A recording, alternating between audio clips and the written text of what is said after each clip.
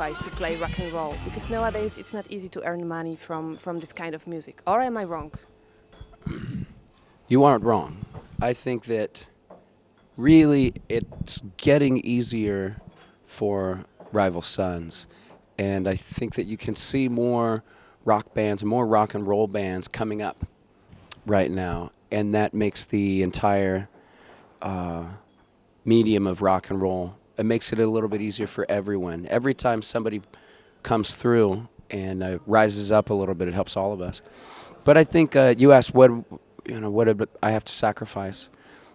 I, along with the band, for years and years, we had to travel in a van and not make any money, and cultivate our audience. We've been coming to Poland for the last 7, 8 years or so, 8 years, and I think just little by little we've been patient, and the Polish audience continues to grow larger and larger for us. So you have to be committed. We need to be committed because the fans are committed. They're committed to us, and so we need to make sure that we hold up our end of the commitment to them.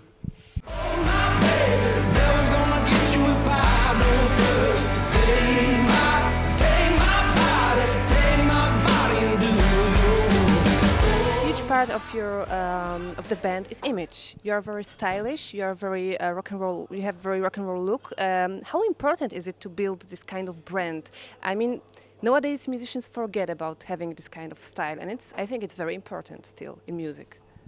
Yeah, you don't have to dress any certain way to make rock and roll. I just think that for me, I've always been into fashion, and I think. If it comes naturally to you, you got to do the things that you're compelled to do. You need to dress in a way that is going to make you feel good and make you feel confident, and that reflects the way that you would like to be seen. So for me, I've always been a little bit of a peacock, just like the peacock feather on there. But I've always been that way since I was a kid.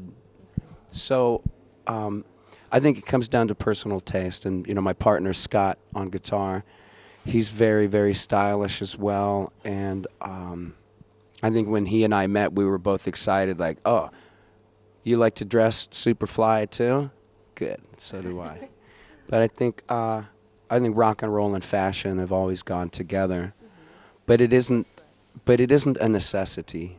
I think the most important thing is for the artist or for the band to be authentic and genuine artistically. I think that that's the most important thing. And if they want to dress cool, all right, awesome. But just, try to make good music. That's the most important thing. There is a huge discussion about musicians getting involved into politics. What is your opinion about it? I mean, do you think musicians should stand, away from the politics, or they should get involved because societies need this? Well, I think I don't think that musicians. I don't see any need for a musician to be quiet or to be silent when they feel like they need to say something. I think that for artists, we have a platform where we can talk to a lot of people, and sometimes, for me being an American, and I look at our politics, I have serious trouble with it. I have a very serious trouble with the current situation. Is very embarrassing, and it's really difficult. And you look at it, some people will say, like, oh, you don't be political because it's all about, because you'll lose fans or something like that. And that just sounds terrible.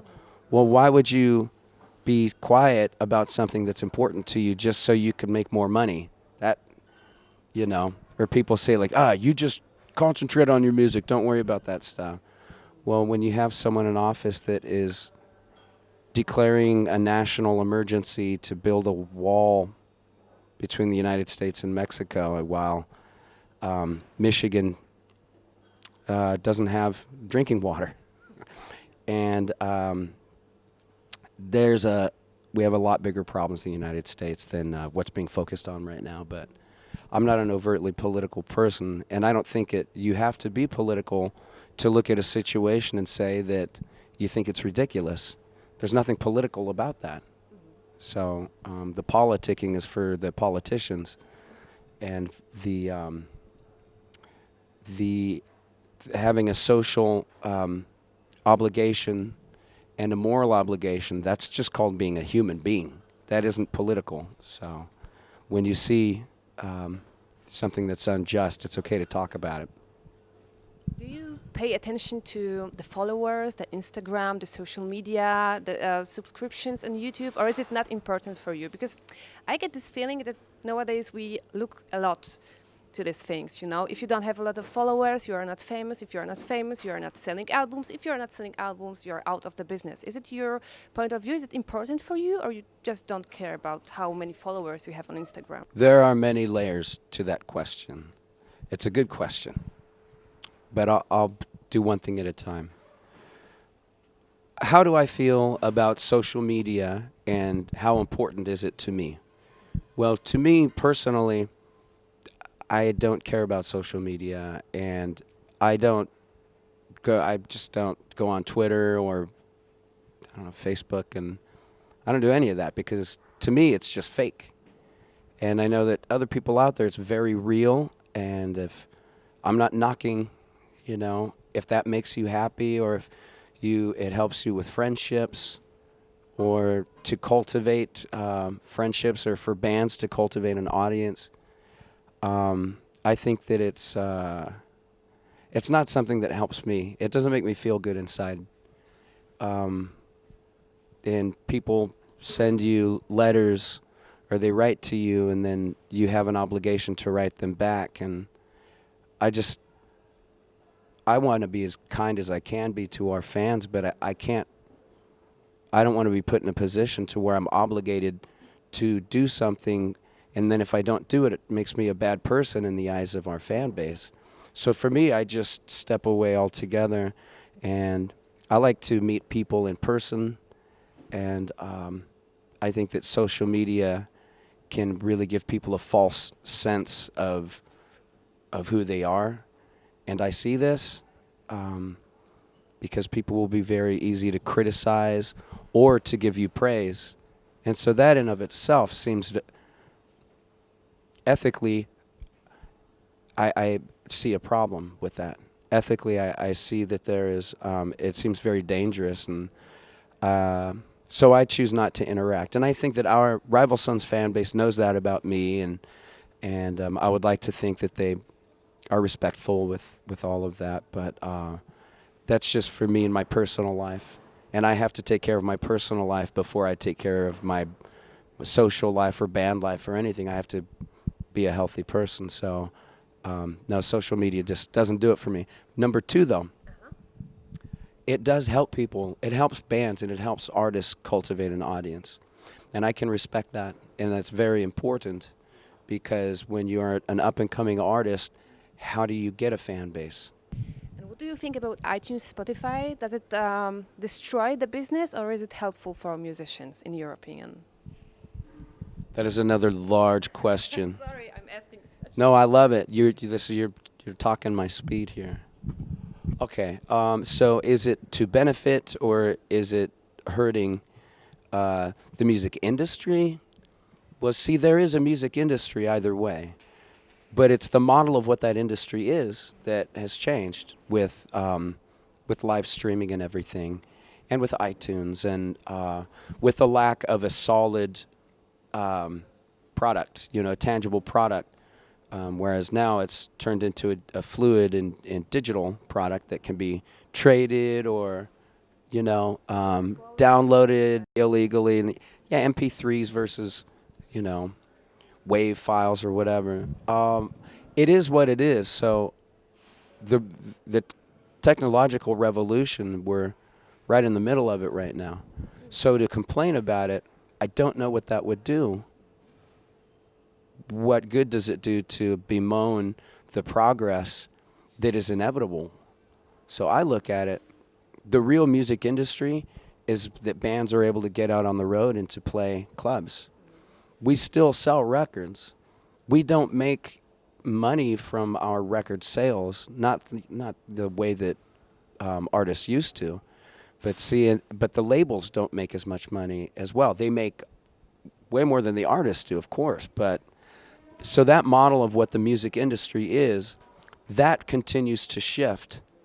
And in my opinion, it has put a lot of power into the hands of the artist, because through social media and through personal marketing, they can create their own labels.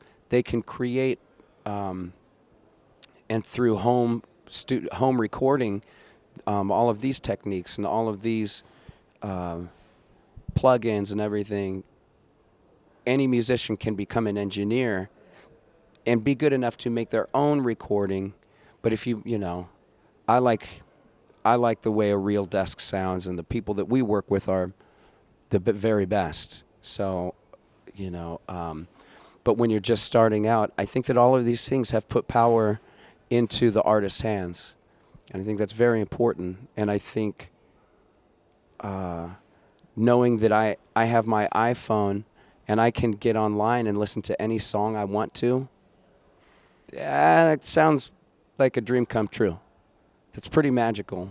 And even though I don't have the money in my pocket, because if it were 15 or 20 years ago, Rival Sons I would be a very rich man, It would be very nice. But instead, I have the keys to the candy store, and everybody else does too. And we get to listen and we get to share music like never before. And for me, I see that as a very beautiful thing. And it's romantic to me. And I think it's worth it. Is there a place for old school rock and roll today? And what do you think about bands like Greta Van Fleet? Is there a place for music like this? Because I think it's very risky to start an old school rock and roll band in these times. That goes back to a question that you had earlier. It isn't risky because there's no risk.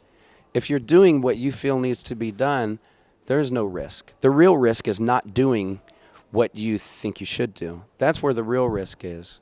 And I think that all of the bands that are coming up right now, Greta Van Fleet or the Struts, and these bands they're giving their version of what they think rock and roll should sound like, And I think that artistically that's each band's job is to do that. And so I don't really see a risk. These are bands that are doing very well, along with Rival Sons. Rival Sons is doing fantastically right now. So I don't really see a risk. I think that you need to speak your truth as an artist, and you need to you need to display the contents of your heart and the contents of your mind. That is your job, and that's your artistic responsibility. And so whether there's a market for it or whether you're going to make a lot of money or whatever, that's secondary. You need to do what you think needs to be done, and the real risk is not doing that. Perfectly said. The new album, Feral Roots, I want to ask you about the cover, because it's very psychedelic. Is there any inspiration behind it that it looks that way? Well, I can't tell you. I couldn't sit here and explain exactly what the album cover means, because my friend Martin Whitfuth painted it. He's a brilliant artist, so I would implore you and everyone else who's watching to look up Martin Whitfuth. He is a brilliant painter. But I wouldn't want to try to explain it to you, because whenever you try to explain art, you're immediately destroying the art. That's right. So I don't think you should try to explain too much. But I'm just proud of him. I think Martin did a fantastic job on that painting, and I've had many conversations with him, and we talked a lot as he was making that painting, and as he was conceptualizing it, and I gave him the songs from the record, but I wouldn't want to appropriate any of his art or any of his efforts, because he's just such a great artist, and I have so much respect for him, that I think that he listened to the music, and he had this idea for a little bit, but the music, and knowing that we were going to collaborate together, I think he chose Feral Roots to be the right time to make that painting that he had up in his head, and I couldn't be happier with the way it turned out. I think it suits Feral Roots perfectly. You said you chose to live in Tennessee, not in Los Angeles. Los Angeles is a city of all rock and roll people. What is the main difference for you between Los Angeles in the 80s and Los Angeles nowadays? Los Angeles in the 80s, I was a tiny, tiny, tiny little boy. And so I didn't experience the rock of the 80s. I don't think that I've subscribed to 80s 80s Los Angeles rock and roll. I don't think there was much about that that really spoke to me. I think when it came to the 80s, I gravitated much more, I think, to the new wave movement, and then the alternative, what became alternative music. But the best rock and roll for me was like the Black Crowes. When the Black Crowes came out, in the late 80s, that was a big deal for me because that felt like real rock and roll. But you also had, Guns N' Roses was doing their thing. Yeah, I mean, so you had all of those bands doing their thing. That wasn't really my scene, I think that, anybody can put on like Appetite for Destruction and understand that it's a great record. But it didn't really speak to me until I got much older, and then I think I was able to appreciate, what Guns N' Roses was doing. But So are so, you a fan today of Guns N' oh Roses? yes, of course, yeah. And we've played with them, and watching it on stage, and watching everything go down in real time right in front of you. Well, I think that all of the mythology and the horror stories that surrounded Guns N' Roses, for me, that really turned me off. I'm not into that kind of stuff. I'm not into people acting like, yeah, it's just, sorry.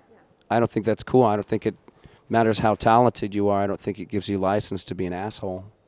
So I think that really turned me off, In the same way that, like, I never got into The Who because I had always heard that Pete Townsend was such a jerk to his whole band and to everybody. I just thought, I don't want to listen to that music. I don't want to like that guy's music. But I know most people aren't that way.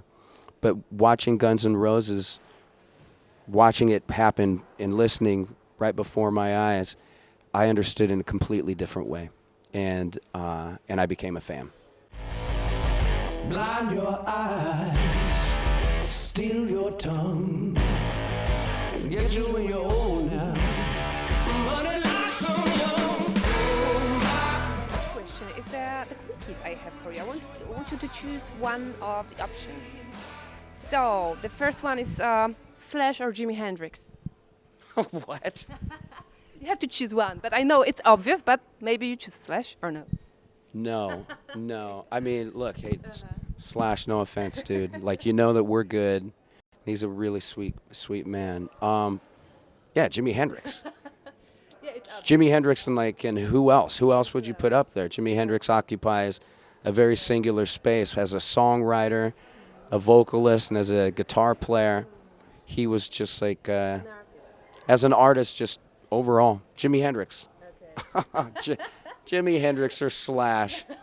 Oh my God! If any guitarist says Slash, you need to stop playing guitar right now because There was one. I don't think Slash would want you to say that. I think that he would probably laugh pretty hard. I'm sure he would. Okay, so the next one is the Beatles or the Rolling Stones. I'm a Beatles guy. Okay. Touring in Europe or touring in the USA? I think I like to tour in Europe, in all of the surrounding countries and coming through the UK and Europe. I think that's been a lot healthier for the band so far than touring the US. I love to tour the US, of course, but I already know I've been to every state and every major city in the United States. And there is still so much to explore in Europe, and interfacing with these varied cultures and different languages and all of their histories, that's very attractive to me. From the singing actors, Juliette Lewis or Jared Leto? I need to choose between Juliette Lewis or Jared Leto. Well, I don't know Jared. We played a festival together in France a little while back, but I didn't talk to him or anything. But I've met Juliet, and she's very, very sweet, and I like her a lot. So I'd have to choose Juliet Lewis. Nicki Minaj or Cardi B? Oh, I think that they've both got something going on. I'd probably pick Cardi B. Why? I'm really not going to listen to either one. You just asked me to pick one. So Nicki Minaj? I don't know. He's a real gentleman. Thank you Trying to very be much. diplomatic, you know. Thank you. It was a pleasure for me and an honor because I'm a fan of your music. So thank you very much. Thank you. And thanks to everybody out there.